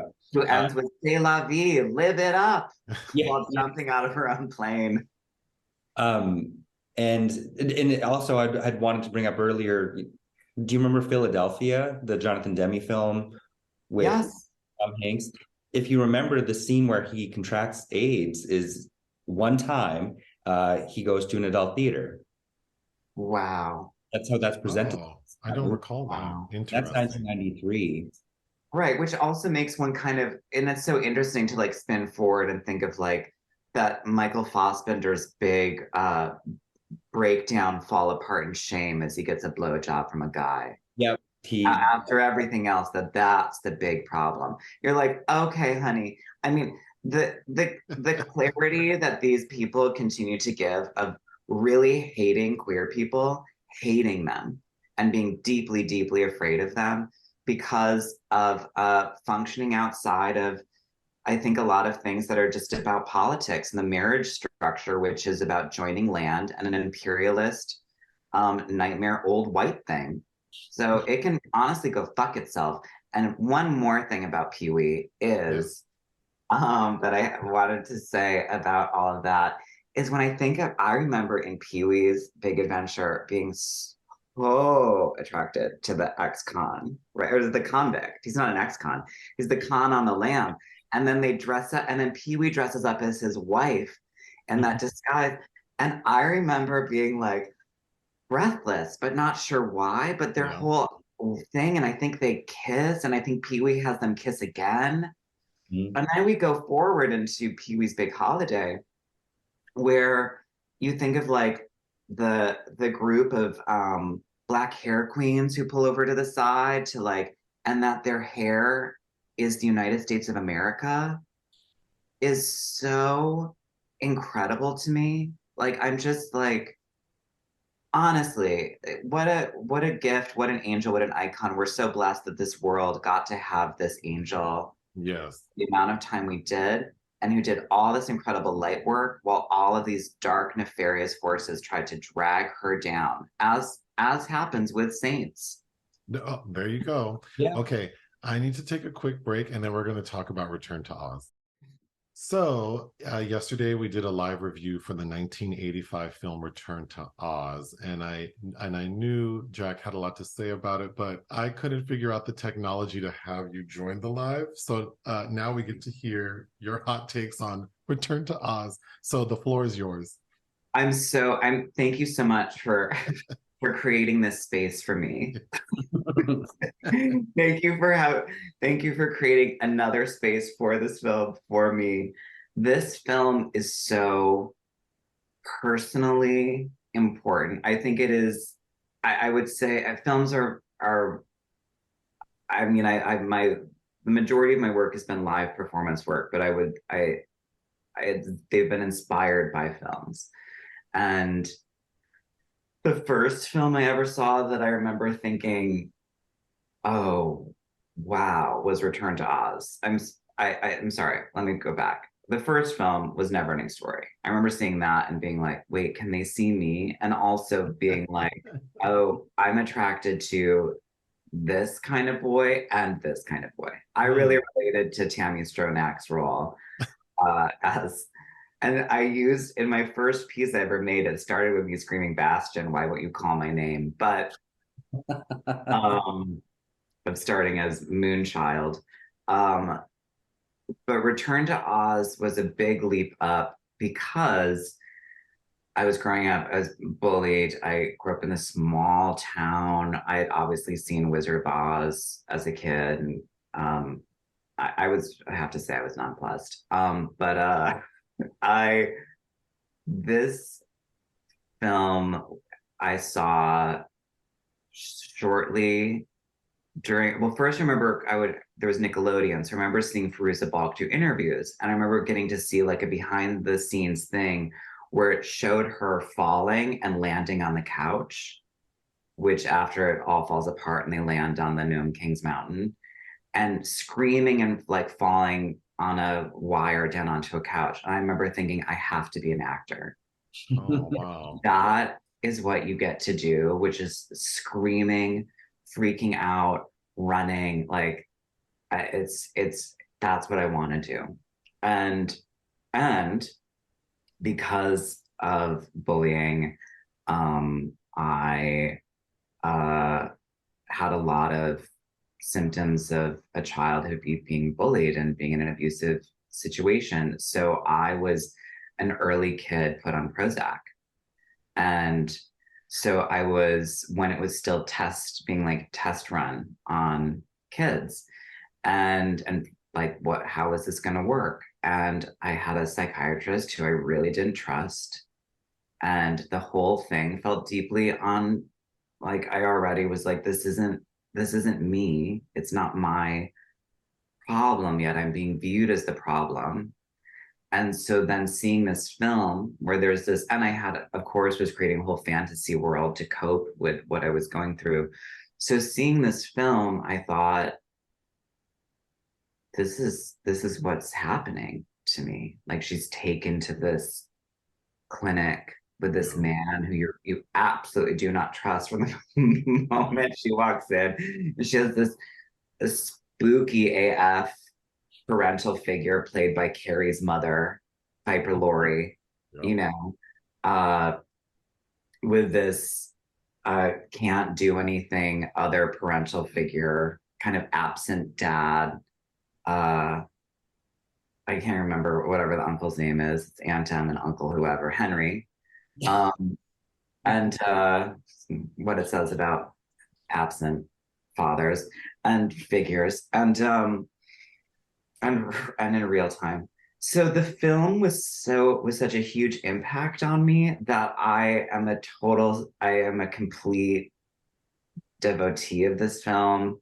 It is like a go-to one that soothes me again. And this is my read on it now as an adult, which is that a young girl who's not the problem is viewed as the problem for her interior or perhaps in this case true mystical experience, and is taken to have it removed, which is the history of psychoanalysis. Of course, psychoanalysis begins by Freud coming to deal with the physical issues of hysterical women. And so she's taken to be removed. I don't remember if you talked about Frances or not yesterday, but the Frances farm, I mean, Frances, an incredible film if people haven't seen it with Jessica Lange, but what had already happened to women, and also certainly had happened to queer people in terms of institutions where they're put through shock therapy at best. Tennessee Williams will make a great point about lobotomies earlier, with Suddenly Last Summer, and someone who actually does know the truth and is looking to have it cut out of her, as the line is yelled by Katharine Hepburn. This film is about a child, and who's having these dreams, and is viewed as what we'll talk about in psychology as the identified. She becomes the identified patient, right? But there's all this other stuff that's an issue. Uncle Henry can't fix the house, even after M's been like, that leg is mended, Dorothy. It's mended. When she's like, but his leg, Piper, who's spooky, not particularly warm, being like, she's got to sleep because then she's no help to me. Right. This whole thing around this child needs to be working. Yeah. And the industrial farm complex of America, and what it is true. So she goes to this place where this other girl somehow is escaping. They escape in this harrowing night, and either she hits her head on something and goes into her interior world, which is left up to the public to decide by the end of the film, or indeed does go into this mystical adventure. That is, for a child, when I saw this film, it was truly terrifying. I was so afraid of the wheelies, so afraid of Mombi, and now as an adult feel that it's the thing of like the witch, who is a woman who wants to claim the young heads, or whatever we want to talk about in terms of beauty standards, and will do whatever. In fact, betrays her own kind. She betrays these women. She takes their heads to have them in service of this Trumpian, fascist, hyperbolic, malevolent king, the Gnome King, who has turned all of Dorothy's friends into objects, which to me is the goal of capitalism. It is the objectification of people into objects. And because I remember posting, I think shortly after the election, the part where she's spinning around looking for her friends. And I was like, yeah, this is just me trying to turn my friends back out of objects. Because part of the system that we're now so clearly in is the hyper individualization of people, so that they stay so focused myopically on themselves that they forget, I mean, we're clearly not in socialism, but that they forget about taking care of others, and are indeed turned into an ornament, as the Gnome King laughs about a useful, or he calls it something, he's like he doesn't say this, but it's something to the effect of a pretty, useful ornament. And this thing, I also remember being chilled to the bone when he pulls up his skirt and has her shoes on. And that he can shapeshift into literally taking anything. That he's this ultimate colonizer, but also being like, no, this was all mine. This all belonged to me. Yep. And you took it. And she's like, but you have so much. She has that line where she goes, but you have so much. So I heard what you said yesterday about her. And my take on it is, I think she's fearless. I think her ability to, like, when Mombi goes, and I'll lock you in the tower, and one day I'll take your head. She goes, I believe you will not. And she just starts kicking her in the shin. I'm like, slay. Absolutely. And then she chooses, she gets up there, she meets someone else who needs help, she helps him. She does the things that Dorothy does, which is to kind of, I mean, it's, in a way, it's I think of when Pema Chodron talks about, the American Buddhist nun talks about finding solace in the character of Alice in Alice in Wonderland, as someone who falls into a different place and remains kind of curious about it. I like your I like your sort of description of her character, and this is in response to me saying that I felt like she wasn't very like bright, but really it was me thinking like self-preservation, like you're stomping through these streets ready to take down everyone. But then the symbolism of that is very powerful, and of course that's the purpose of this story. So I do like that. I That felt you she mentioned. was so, as a child, I was like, she's so heroic. And the fact that Yeah, TikTok winds down and then he says, I'm sorry. And she goes, it's not your fault. I mean, I have chills yeah, thinking yeah. about that. Like, Well, that wow, she's aware enough to acknowledge that. Yeah, yeah, that she's this child who's like, it's not your fault. And that and she was the child that I was, but she was like, I'd rather sit up. And they're like, lay down. And then she's like, yeah, why are you tying me down? yeah, She's just, yeah. she's so, she knows too much. And that's the problem. She is the child who, and I felt that way. I was like, I am this child who knows too much, who's seen too much, who in the experience of violence and growing up without, which is the original of that she's in this poverty and rips through into this other time space continuum, um, creates another world out of her own salvation and becomes a hero in it. It's sort of how can she be a hero back in her own life? I agree. As a child, I was like, why would she go home? Right. You know, and Belinda being clearly like, I'm not gonna go back there No. because there's only one end for me back there. But if she is what you're saying, it does make sense she went home because she has more work to do. Yeah. It's the hero's journey. It's the Yeah. hero's journey to go somewhere The else. Nibelungen, yeah. Yeah, to discover. It's the Joseph Campbell. I mean, it's this thing of she goes on this adventure, she saves everyone, and ultimately the fact that she makes two choices and is wrong and decides that the best she can't possibly come figure out how to deal with the evil machinations of this ruler, so just decides to close her eyes and spin in a circle, which to me I'm like, that's meditation. that Yeah. Yeah. that's I when we definitely see that. allowed to drop into, I guess I'm just going to go by intuition and chance operations, because whatever operation this evil entity is working in, I can't, I'm I'm not evil, so I can't figure it out.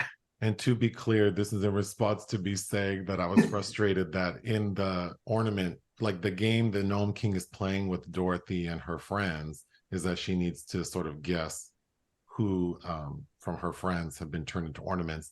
And I was saying that it was frustrating that after TikTok is turned, it seems like she's not really um, trying to like have a plan as to how she's going to make her next selection. But it does make sense to me that at a point she's just throwing her hands up. Like Well, because also when they're turned, it's this huge flash of light, so she can't see. I mean, she's she go. They think they come up with a plan, but the Gnome King is so evil that there's already this whole other plan for it to simply not happen.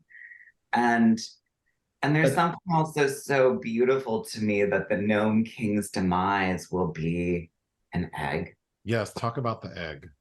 I mean, I just think it's really this. It's I don't know. I mean, I could certainly like get into the sort of psychoanalytic object relationship of egg and the unborn child and the sort of the idea of like a fertile imagination or all of this sort of thing that it could represent. Or we could just say it's this deeply human, humble thing that just destroys this crazy entity that operates in this way. There's something, and you brought up the books, and I did want to talk briefly about Ozma, who I is in the books turned into a boy, and then a witch turns Ozma back into her true form, which is a girl. I mean, she's this, as someone who, and I read these books way later, as an adult, I read them to be like, what was going on in here? But I mean, my bullying began by people asking, are you a boy or a girl? And I think that was where also my sense of really only relating to and also, and as I still do, I really relate to the female protagonists more so in terms of what they're up against. I haven't, and part of what made me want to make my own work was I wasn't presented with roles that I felt interested with or emblematic of my own experiences of navigating horror, or we could say life. Um, that uh, I mean, Ozma's also the whole thing in the movie of that she's trapped behind this mirror. I love the scene where Dorothy puts her hands on the mirror and she says, "Help me step through the glass, Dorothy." I mean, it was a huge, you did talk about the production problems. It was a huge problem. Um, TikTok is at the George Lucas ranch because George Lucas stepped in to take care of a lot of it went so over budget.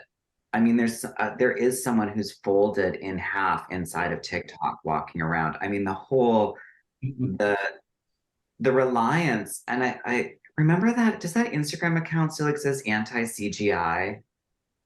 Oh, Oh, I'm not sure. I don't think I've That ever was looked one at of that. I when I used to be on when I was more active. I need to go back and see it, but I mean, I think it's also for this film that is pre what we're in now, and it's dealing with claymation and stop motion and actual puppetry. Ray Harryhausen. It's yeah, it's the tactileness of it that is so. And you did talk about Jean Marsh and her. I mean, her and that, and her and Willow. I mean, she's just So good. So incredible. What an amazing villainess. You both read L. Frank Baum's works. How do you feel about, like, would you be here for a new set or trilogy of Oz movies? I would absolutely 100% beg, borrow, steal to be involved.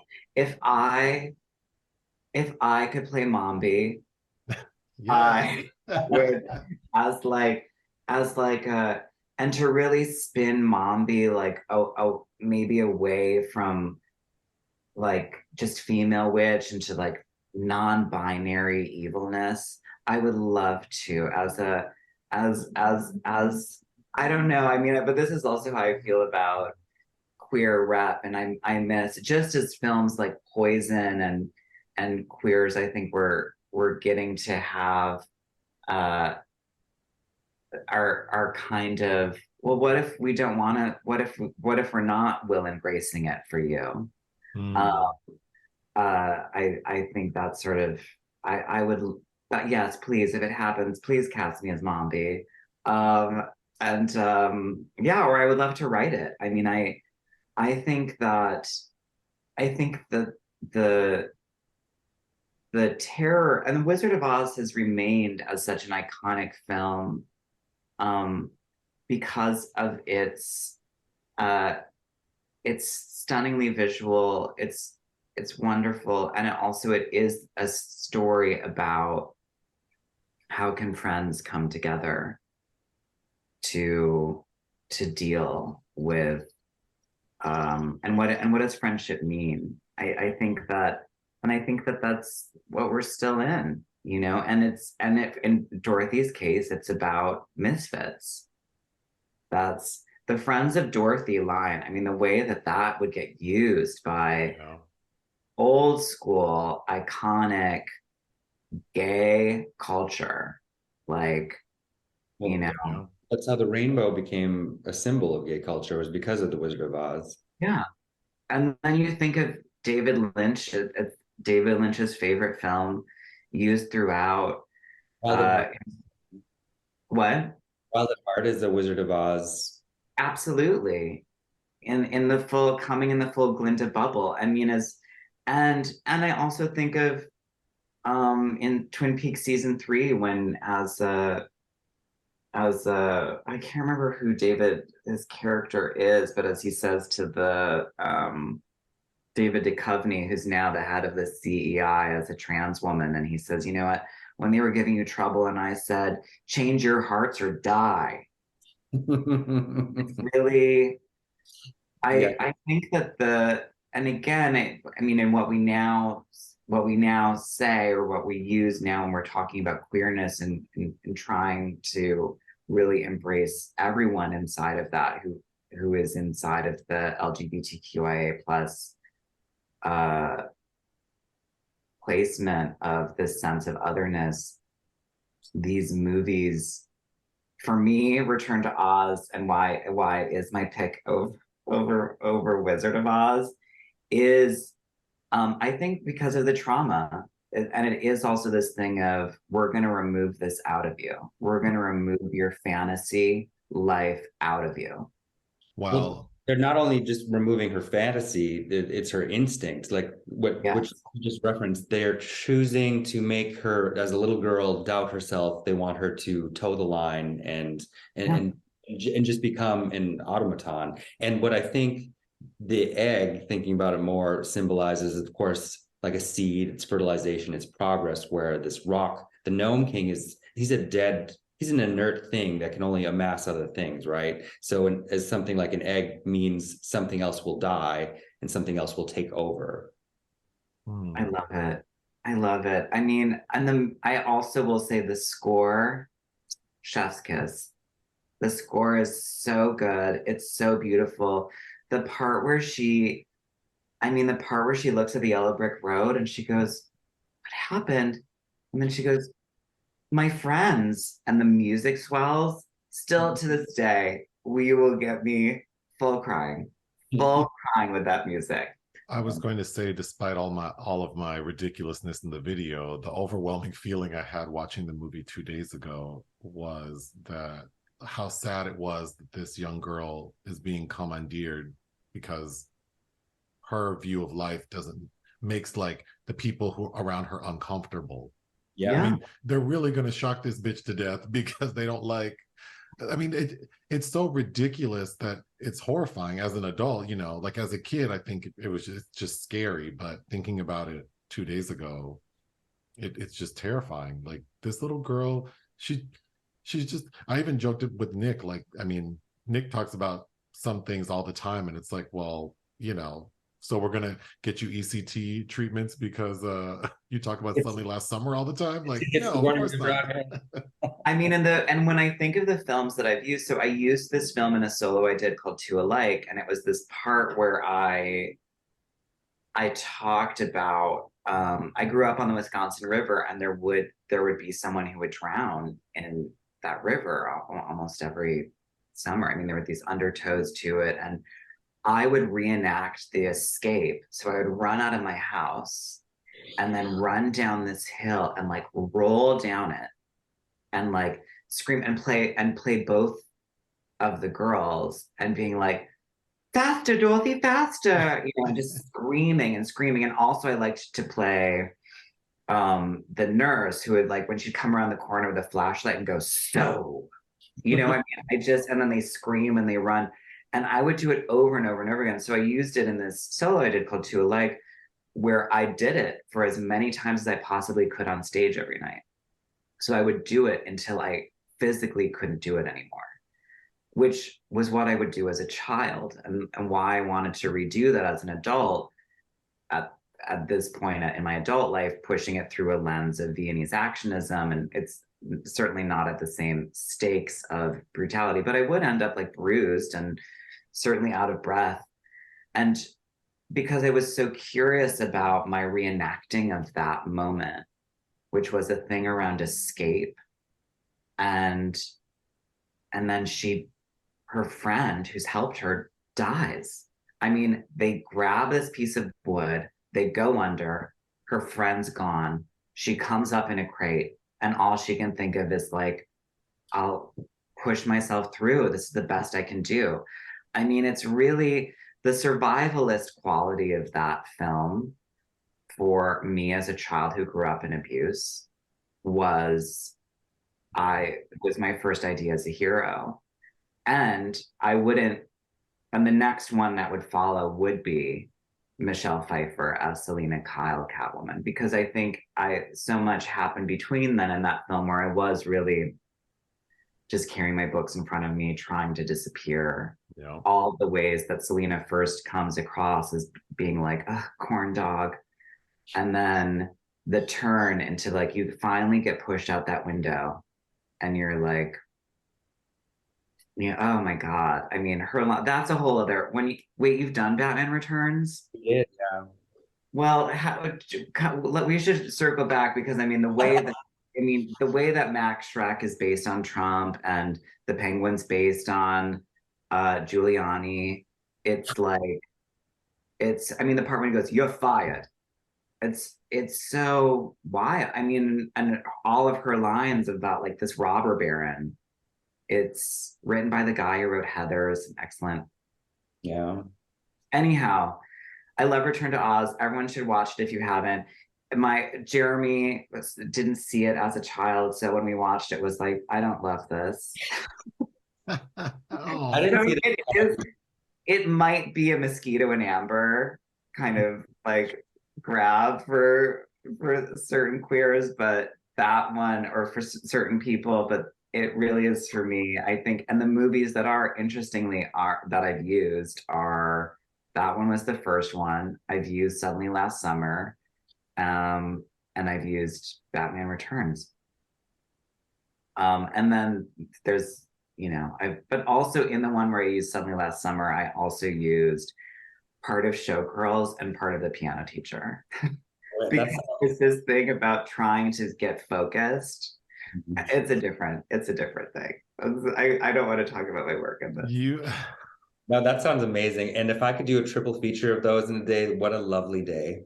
Well, the thesis of that show was, is my dramaturg like a therapist? And so while they were trying to get me to finish this show in front of this audience, I would venture over to Showgirls, or I would venture over to, like, I do the piano teacher part where, anyhow, blah blah blah. Wow. I'm sorry. I rant. No, you are such a gift, and yeah. I think that we should do another one where you choose a movie and we just rant about your selection.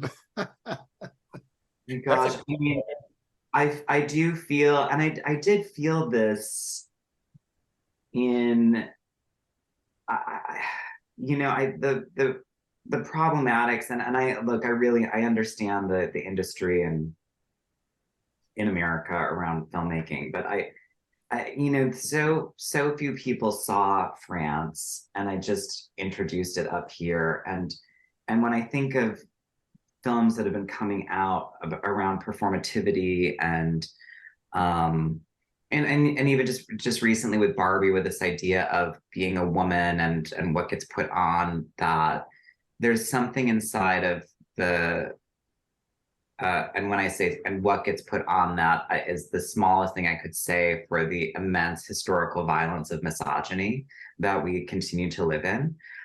There's something in France that continues to haunt me in such a deep way. And I have a lot to say about that film. And it also pins back to growing up with Dahmer, with what Dahmer and what the thing of that did, and I think, and I'm really curious how in this country we don't think about it as much anymore. It seems like it's just a lot of Netflix with serial killers, but I could say the same thing around gun violence and the murder of children, of humans, of what we show in films in terms of violence but won't show in terms of love, and that I really felt a lot in Bruno Dumont's masterpiece that no one saw, France. Well, we do, for people who are curious, we do have a review for France on our YouTube channel. That was my favorite film of the year. I made Joseph watch that, and I'm quoted on the Blu-ray cover, which is I know you are, which I love. You're the center quote. I am. That's so which you should feel so good about. I do. I should get that framed, actually. Well, you absolutely should. I absolutely adore you both. I'll pick something else and we'll offline about what to pick. Yes. I should go through what have you done and what could we do. I adore you Oh, we both. can do a repeat. It'll be fun. Yeah. Yeah. All right. Today's secret film should have been Nick's choice, but because of Paul Rubens' death, we decided to do the 1985 American adventure comedy film Pee-wee's Big Adventure, which is directed by Tim Burton. So I recall seeing this as a kid many, many times. My sister and I would watch it. I didn't realize you and I had watched it back in 2015. But it was funny how rewatching it yesterday, I just recalled so much of it. What's your relationship with this film? Well, I watched Pee-wee's Playhouse as a kid, but I don't think I saw this and Big Top Pee-wee somewhere as a child, but I don't clearly remember when. So the basic story, when eccentric man-child Pee-wee Herman gets his beloved bike stolen in broad daylight, he sets out across the U.S. on the adventure of his life. So the plot is very basic. Pee-wee has this tricked out beach cruiser that gets stolen, and he freaks out and ultimately ends up at a psychic, and the psychic blows smoke up his ass and tells him that his bike is in the basement of the Alamo. So Pee-wee ends up at the Alamo and finds out there is no basement. However, he sees on TV after that there's this young actor who has his bike. Like, he's been given this bike and the bike's going to be featured in like a movie or TV show he's doing. So Pee-wee hightails it back to Hollywood to Warner Brothers Studios, and he steals his bike back, but he ends up getting caught, which we can get into. And the head of Warner Brothers says, "We really like your story. We want to make a movie about you." So the end of this film is we see the movie made about Pee-wee, starring James Brolin and Morgan Fairchild. And then we see Pee-wee has all of the friends he made during his journey. They're all at the drive-in watching this film. So what did you think of this movie? I think it's fun. It's a nostalgic sort of way. I do think the Pee-wee was created as an adult character along with the help of the groundlings. So you have some of them like Phil Hartman that wrote the script, and a lot of it feels very just frivolous and fly by the seat of your pants, which it's technically a road trip movie. I think that you shouldn't have very high expectations of it, but it's just a showcase for Paul Rubens as Pee-wee. I enjoy the film quite a bit. Maybe from the nostalgia, I just remember so many of the scenes. Since this episode is super long, I'm just going to go through the notes. Pee-wee was fast on that beach cruiser. We get a scene where he's like racing some people who are biking, and I thought that was funny. And then he's like doing tricks on the bike, like spinning on the seat and whatever, and he ends up falling in front of a bunch of kids. I remember thinking that was funny. We see Pee-wee get out of bed in the morning, and he's wearing rabbit slippers. And then the rabbit slippers are like sniffing a carrot on the ground. I really like that part of the movie because I think, well, so much of this film, because the film is before Pee-wee's Playhouse, but I think for anyone who watched Pee-wee's Playhouse, you see a lot of that in this film. Pee-wee's Big Adventure is more adult than Pee-wee's Playhouse, but the silliness is intact, and I think that was which is not, having just rewatched Big Top Pee-wee, there's a scene because he has a farm in that one, and he takes an apple off a tree where there's a nest of baby birds they're obviously like animatronic, and there's a worm sticking out of the apple. It's a gummy worm, and he bites it out and chews it up and spits it in the bird's mouth. such a weirdo. But that's what I loved about Pee Wee Herman. Of course, we just spent almost an hour, I think, talking about it with Jack. But we see Pee Wee weighing himself. And did my eyes deceive me, or does Pee Wee weigh 97 pounds? That's immediately what I said. I was like, he's not even a buck hunter. Yeah, he's not even a. It, but Pee Wee's very in the film. He is cute and he's very petite. I don't know. I probably should have Googled how tall Paul Rubens was. Do we know? I mean, I guess I can look it up. What did you think of how? What did you think about what Pee Wee Herman looked like as a kid? And As a kid, I think you're innocent and you're not looking at people that way, as in, unless they're scary or they've done something to alarm you. He seemed like a kid. He was loud, could be obnoxious, and seemed gleeful. It felt like, because I was 6 right before the scandal hit. So, and about that time I was in kindergarten, and it would be like playing with other kids. It felt, I don't know, he felt natural.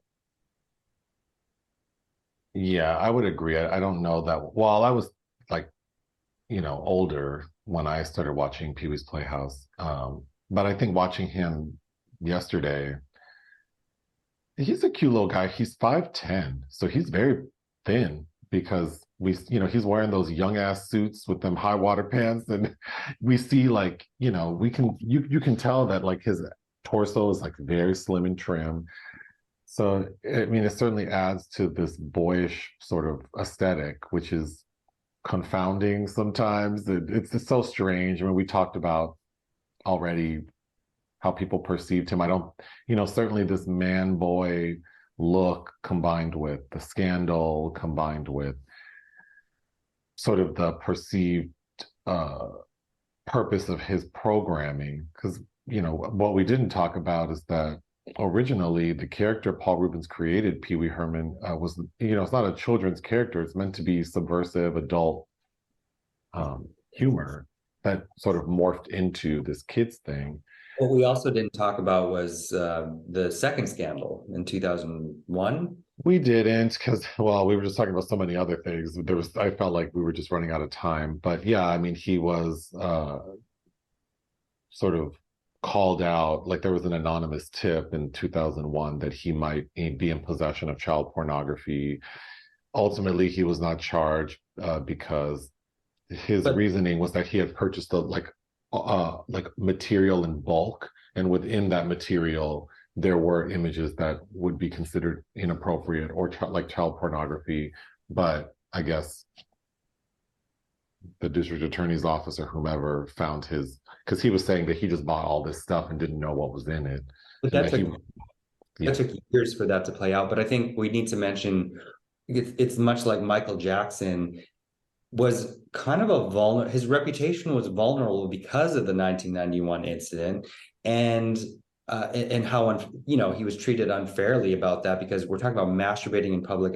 Anyway, we go into that much later anyway. But the 2001 thing, though, that was in response. Jeffrey Jones had been caught, from Howard the Duck and with child pornography, and it generated this kind of witch hunt, and somebody somewhere thought that, oh, I bet he has stuff too, because of how he was treated in the media in 1991, and because of the homophobia and misogyny in this country, and that left him like he was just a sitting duck there in 2001. Well, they weren't incorrect. He did have stuff. It's just that under the circumstances, it made sense that he wasn't aware of it.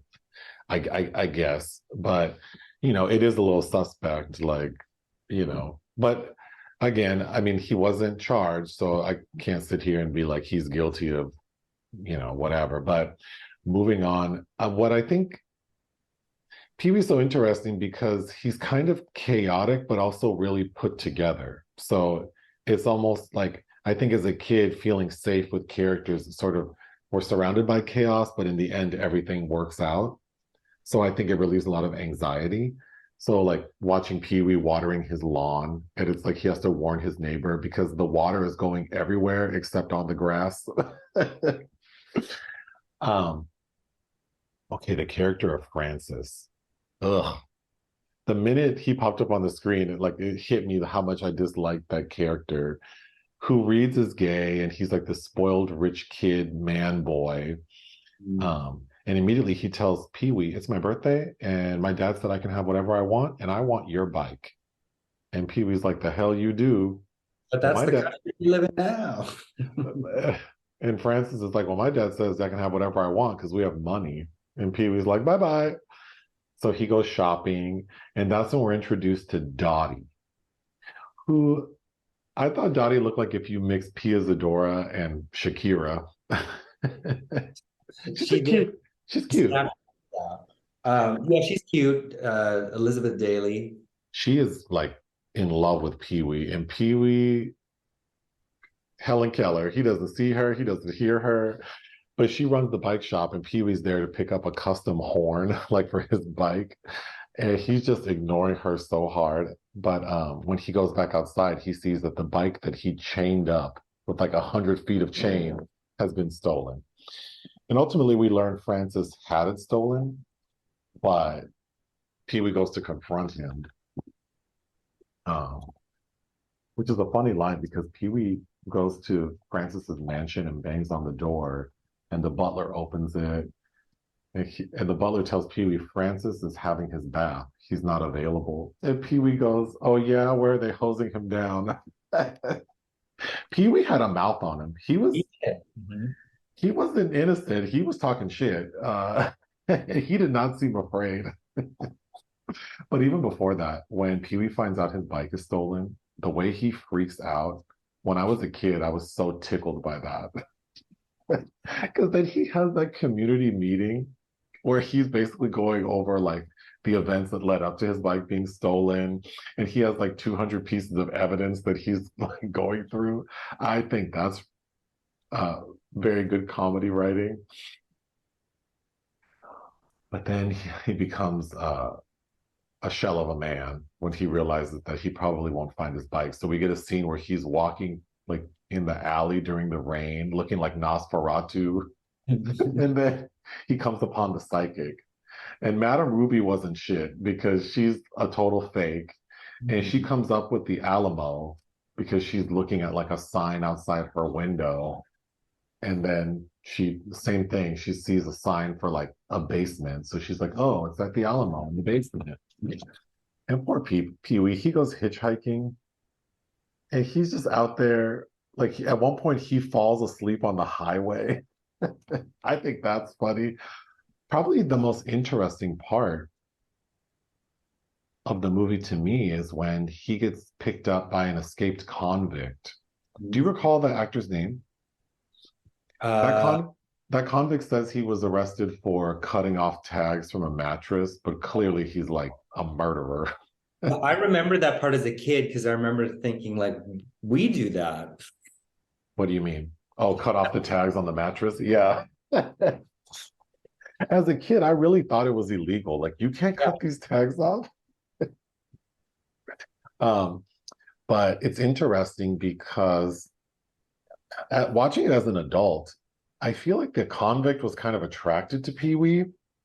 And then there's a point when they are about to come up to like a police checkpoint because they're trying to find this escaped convict. And Pee Wee's like, I have an idea. So Pee Wee dresses up as a woman. And we've already talked about this with Jack, but yeah, I remember thinking that was like uncomfortable as a kid because really anything that had like queer content, I was very uncomfortable watching, especially around like my family because they would say mean things. But watching it as an adult, it's like, oh, and then after they're successful evading the police, the way the convict is looking at Pee Wee, like he's attracted to him. And then when they part ways, the convict tells him like he really likes him. And then we see the convict again at the end at Pee Wee's movie premiere. And it also seems like he's into him. So that was very interesting. I think that Judd Omen, who's in David Lynch's Dune, Yeah. is that actor. But yeah.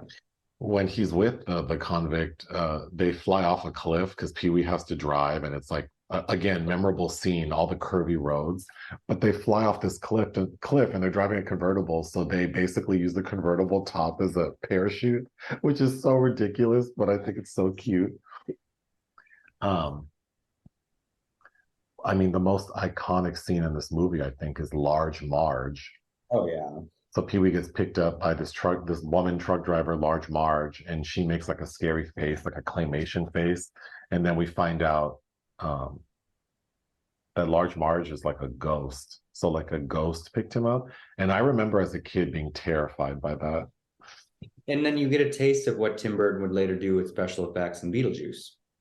Yeah, actually, because we see a few moments of claymation like that. Because there's a moment when Pee Wee dreams of his bike being destroyed by a T-Rex that has a very similar vibe. Another really cute scene is when, well, first of all, let's talk about this road trip because Pee Wee is in LA. The film was shot like Burbank, Studio City, Pomona, all over, but the area that it looks like he's in most is Glendale, which it also shot in Glendale. But let's just say he's in LA. He ends up hitchhiking and stops in Cabazon, so like the desert, like Palm Springs.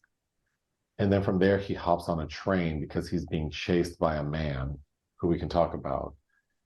And then he's on the train for what seems like one night. And then in the morning, like the next day, he ends up in El Paso.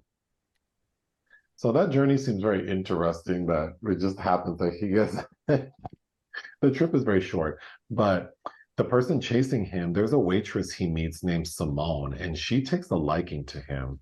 Again, the whole, I can see why people sort of question Pee Wee Herman or Paul Rubens' sexuality because of this man-child image. And then in this movie, he is not feeling Dottie, who's a beautiful lady. And then Simone is all over him, and he's kind of like, he treats her more like she's a friend because they have a long conversation and he inspires her to go to France and her boyfriend chases him. That's how he ends up jumping on like a moving train. Which, by 1988, he does ignore his girlfriend in that too, Penelope Ann Miller, but Valeria Golino, the movie takes pains in that one to show them being like cuddled up a little more intimately. Well, we talked about this with Jack, but I don't think you got to respond. Did you, like, as a kid, and then maybe, as an adult revisiting him? Because, well, what did you think about like Pee Wee Herman's sexuality? Oh, he reads is absolutely queer, maybe asexual, but queer in some way. He's not a heterosexual male. Yeah, as an adult, I would say I think he's queer, and I wouldn't be surprised if he were asexual, but I don't think he's like a full-blown homosexual. And he definitely doesn't seem like a straight dude. So he's queer, I think. But that was what was interesting. We didn't have words like non-binary then, so there was no room for any kind of gray zone. You're mask or femme, you're top or bottom. Like, so he represents this really interesting nexus of like, for people of a certain generation, that you could be these things and still be happy and just go around, be bopping around, enjoying your life. Yeah. That's what he's doing. There's people that like strange, but he seems fine. He's doing what he wants. He wants to ride his damn bike. Yeah, that's all he wants. When Pee Wee gets to the Alamo, Jan Hooks as the tour guide is so cute. And immediately he's like, I have a question. And she's like, oh no, we hold questions to the end. So poor Pee Wee has to go through the chicken shit tour. She's saying Spanish words. She's like, do we have any Mexican Americans here? And like two ladies raise their hands. It's like, yeah. Why are these ladies on this tour with this one? It was cute. And then at the end, he goes, aren't you going to show us the basement? And she goes, there's no basement at the Alamo. And everyone starts laughing. And the best part of that scene, first of all, as a kid, I was devastated. The first time I watched it, and it's like, there's no basement at the Alamo. Because my stupid ass probably didn't realize that Madame Ruby was lying to him. The best part of that scene is there's a little kid who's part of the tour. And so when Pee Wee's reaction, when he's like, oh my God, I'm so stupid, there's no basement at the Alamo, there's a little kid who turns and takes a picture of him. That sent me. That is so funny to me. Okay. So then, of course, Pee-wee's dejected and he's like at the bus stop all sad. And guess who pops up at the bus stop? Simone, the waitress from Cabazon. How the hell did Simone get from Cabazon to El Paso? And then she's like, "Oh, I'm here to get on to get on the bus to go take my flight to France."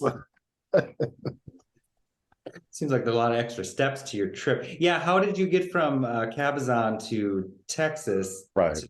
To then get on a plane to go to France. It's but it's so silly and stupid. I do think the movie has moments that feel like unnecessary. The biggest one we're going to get to, but Pee-wee ends up at like a biker bar. With you clocked her. I was like, that can't be her, Cassandra Peterson. Cassandra Peters, yeah, she's in the Elvira is one of the patrons of the bar who basically I interpreted her actions as like before the bikers beat up Pee-wee, she wanted to be sexual with him. Yeah, and then yes, and then he devises a plan to distract them, and that's where we get the famous tequila dance scene, and then they all become friends. But then they give Pee-wee, they're like, "Oh, to go on your journey, we'll give you one of our motorcycles." So Pee-wee gets on, he jump starts that motorcycle, takes off and runs right into a sign, which I think is super funny. And then he ends up in the hospital. But luckily at the hospital, that's where he sees a commercial for that young actor, and that actor has his bike. But before we get there, the tequila dance scene, Pee-wee's wearing those big ass platform shoes. He gets those platforms from like the bus boy at this biker bar. That's so ridiculous. And the gang of bikers who were going to beat up Pee-wee, their name is Satan's Helpers. Okay, the scene where Pee-wee ends up at Warner Brothers, he steals his bike dressed as a nun. And then there's this long chase sequence with him in security. But the boy from the series is Jason Hervey from Wonder Years. From Wonder Years, that's right. The nightmare. But he's able to get off the studio lot. Like, so we think he's all good, but then he sees a pet store that is on fire. So then we get a pretty lengthy scene with Pee-wee at the pet store, saving all the animals. And then he faints, and that's when he gets caught by the police. We didn't need that. I think we could have cut that out and just left Pee-wee getting caught at Warner Brothers, because he ends up back at Warner Brothers in front of the studio head. And then the studio head tells him, "We like your story. Let's make this movie." I think the best part of the movie, like the part that has me laughing so hard, is the end, because Pee-wee Herman is a guest actor in his own movie. So James Brolin's playing Pee-wee, PW, and they play it out like he's like a secret agent. And the bike that gets stolen is like this fancy motorcycle. But Pee-wee in the movie is playing like a front desk agent at a hotel. Oh my God. Or a bellhop. It is so funny because Pee-wee in the movie can't act, so he has to be dubbed, and he doesn't know where to put his, like, he doesn't know where to look and where to stand. I think that's brilliant. But those are all the notes I have for the movie. I did want to say, and I'm sure you have thoughts, I remember the score, and to think that this was like Danny Elfman's, like when he did this, he's like, "I don't know if I can do this. I really don't." And then he becomes this prolific yeah, and I mean Danny Elfman, yeah, that who would work with Tim Burton on everything. But then Tim Burton also worked with Rubens after. We already talked about this, but I don't think we brought up A Nightmare Before Christmas, which I think is some excellent voice work from Paul Rubens. But I like the part where he's in drag is probably the funniest to me. But I also really like the ending where it really effectively shows how he's this subversive character it's showcasing how Hollywood neuters everything, even by 1985, by giving him initials like his name is too strange. They make Brolin decidedly more heterosexual and masculine, right? Yeah. And then not only that, they dub over Pee-wee's weird tinny voice. Well, yeah, I agree because then I mean, well, that's the problem that you're speaking of is like, then why even make this like, what about the actual story appeal to you because you totally changed it? Like this, they're just capitalizing on the fact that maybe this what happened to Pee-wee is like in the news or something, but yeah, you totally neutered it and it's a shell of what it actually is. My only other note is Pee-wee's makeup is very interesting because it's very heavy and depending on the lighting, it's very obvious. Like, you know, he's a fair-skinned person with dark hair, so his beard and mustache really come through in the makeup. And I'm assuming they, you know, they don't have good coverage, so he just looks crazy at times, but he is very cute. Like looking at him as an adult, I would have thought, oh, Pee-wee's like Paul Rubens as Pee-wee is cute. Like he's a cute little guy. But he's basically doing like child drag. Yeah, I mean it's creepy, but that's part of what makes it subversive. Well, I think what makes it really subversive is that this character was not intended to be like for children per se. So the fact that it went through that arc and then his scandal, and then when you put it all together, it's just a, as we talked about for, I'm afraid to see how long this video is going to be. So we should probably wrap it up. What would you give But Pee-wee's Big Adventure? It's creepy like watching Jimbo play Shirley Temple. Yes. Yeah. I would give Pee-wee's Big Adventure 3 out of 5. I would give Pee-wee's Big Adventure 3.5 out of 5. I do think it's very good, and it's something I could watch again. What do we have? We have a lot going on this coming week. Do we? Don't we? I don't know. It's not as busy as last week, but last voyage of the Demeter Joe is in Grand. I just love the title so much. So it's the last voyage of the Demeter, but we keep saying Demeter Joe because Janet Jackson's full name is Janet Demeter Joe Jackson. She has an album named Demeter Joe. And she has an album named Demeter Joe. This movie is Demeter. But I'm excited for that. You excited Demeter? I'm excited Demeter. But yeah, let's end this because it'll probably take me all day to edit the video. Do you have anything else you want to say? No. Oh, did you try to do an Alyssa Edwards tongue pop? And the cat is doing the monkey bars back here. You just look like you're choking. All right, I'll let you go. Ta-ta.